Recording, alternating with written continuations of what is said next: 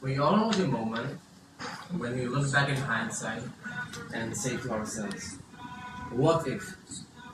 Sometimes we regret, sometimes we don't. But all in all, we all do have those moments of reflection. Those moments, I believe, are a key part to our learning and becoming better persons. When we think back and reflect upon our actions, we have access to invaluable information about that can help us live better in the present day.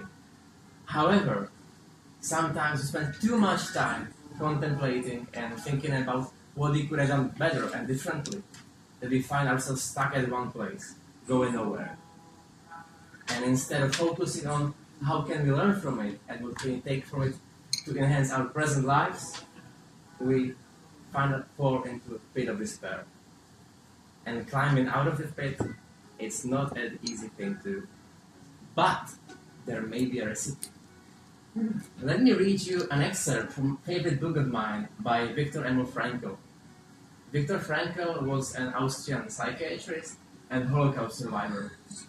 And based on his experience in a concentration camp, he then decided to write a book containing many important insights and discoveries he made along the way. And one of them I find particularly important, and is about what helped people persist through the biggest challenges in their lives. The days in a concentration camp where there was no hope, and when they thought that this was the end. This is it. I have nothing more to expect from life. What Frankl writes is this: what was really needed in those moments was a fundamental change in our attitude toward life.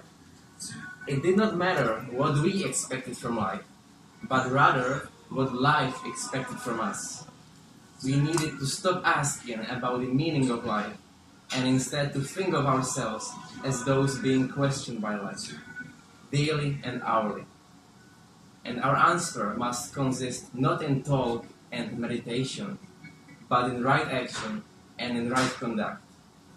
Life ultimately means taking the responsibility to find the right answer to its problems and to fulfill the tasks which it constantly sets for each individual.